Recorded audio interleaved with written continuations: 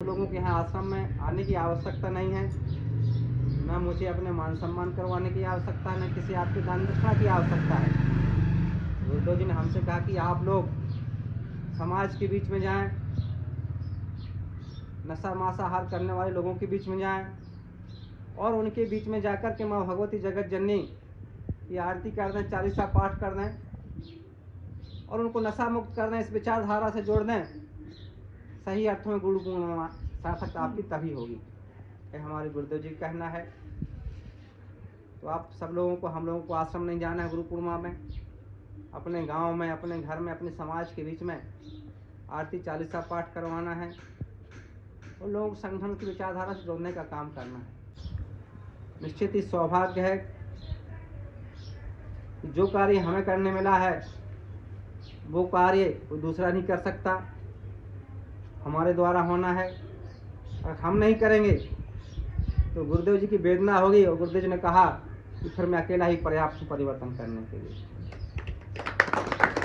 लेकिन हमारा जो सौभाग्य है वो सौभाग्य हमसे छूट जाएगा। हम सब आपसे यही निवेदन करना चाहते हैं कि हमें सौभाग्य प्राप्त हुआ है गुरुदेव जी के साथ यात्रा करने का और गुरुदेव जी ने हमें माध्यम बनाया है। तो अपने सौभाग्य को समझ करके हमें पूरी क्षमता के साथ, पूरी निष्ठा लगन के साथ कार्य करने की आवश्यकता है। अपना घर का काम जितना, उसके बाद जितना समय बचता है पूरा संगठन के कार्यों में लगाने की आवश्यकता है। लोगों के बीच में जाने की आवश्यकता है, लोगों को अपने विचार बताने की आवश्यकता है। लोग मानते हैं नहीं मानते हैं उनके ऊपर हैं, लेकिन जब हम गुरुदेव जी की विचारधारा लोगों को बताते हैं तो वह कार्य हमारा कार्य नहीं रह जाता, वह कर्म गुरुदेव जी का कर्म बन जाता है। और गुरुदेव जी का कर्म, गुरुदेव जी का कार्य आप सभी जानते कभी निष्फल नहीं जाता है, उसका फल आज नहीं तो कल निश्चित नहीं। और ऐसे गुरुदेव जी सभी जानते हैं जिनके तब्बल की सामर्थ्य करने की क्षमता इस भूतल पर किसी के पास नहीं है। आज देख रहे हैं ढोंगी पाखंडियों को किस तरह पर्दाफाश हो रहा है, किस तरह धर्म के नाम पर लोगों को ठग रहे हैं, लूट रहे हैं, लोग मारे भी जा रहे हैं। लेकिन एक चेतनावान गुरु, इनके साधु चक्र जागृत हैं ऐसे गुरु, उनके बड़े बड़े कार्यक्रम होते हैं, लाखों कई लाख लोग इकट्ठे होते हैं, लेकिन एक भी पुलिस की आवश्यकता नहीं होती है।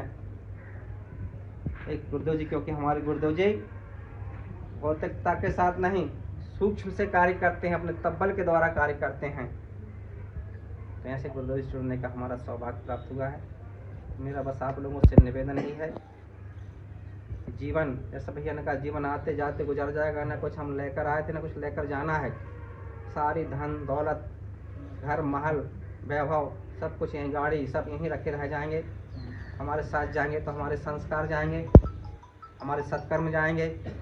और आप सभी जानते हैं एक इसी जीवन तक हमारी यात्रा नहीं है। हम कल भी थे, आज भी हैं और कल भी रहेंगे। हमारी यात्रा हजारों हजारों जन्मों की है। इस विचारधारा से जुड़ करके हम आने वाले अपने सैकड़ों जीवनों को संवार सकते, सुधार सकते हैं। और जो हमारी आने वाली पीढ़ी है उसका जीवन हम संवार सकते हैं, उसको नई दिशा दे सकते हैं। ये कार्य हमें करना और कोई दूसरा नहीं करेगा। अगर भगवती मानव कल्याण संगठन कार्य नहीं कर पाएगा तो कोई दूसरा करने वाला नहीं है। बस आप तो काम में लग जाएं, अपने कार्य में लग जाएं। कौन क्या कहता है नहीं कहता इसकी परवाह ना करें। गुरुदेव जी की विचारधारा पढ़ते रहें। ज़्यादा समाज के बीच में तर्क वितर्क करने की आवश्यकता नहीं है। आप तो आरती करें, चालीसा करें, और जो ही चिंतन नहीं बनते हैं या पदाधिकारी को बुला लिए करें, या पत्रिका के माध्यम से पत्रिका पढ़ा करें। आप लोग पत्रिका में गुरुदेव जी की पूरी विचारधारा लिखी रहती है। पत्रिका पढ़ करके आप अच्छी विचारधारा समाज को बता सकते हैं। सब लोग पत्रिका पढ़ें, मेरा निवेदन है आपसे। कम से कम 1 घंटा, बहुत पुरानी पत्रिका आपके पास रखी होंगी, वर्तमान में भी आ रही पत्रिका आप लोगों के पास, तो पत्रिका भी आप लोग अवश्य पढ़ें। पत्रिका ज्ञान का भंडार है। जो गुरुदेव जी पत्र सिद्धाश्रम पत्रिका है पूरा ज्ञान का भंडार है। उसको आप पढ़ेंगे तो आप कहीं भी किसी भी जगह आप जवाब दे सकते हैं। आपको डरने की आवश्यकता नहीं रहेगी। जो भी आपसे प्रश्न होगा आपको उसका समाधान कर सकते हैं। तो गुरुदेव जी जो हम प्रदान करें, मेरा आप सबसे निवेदन है उस पर चलें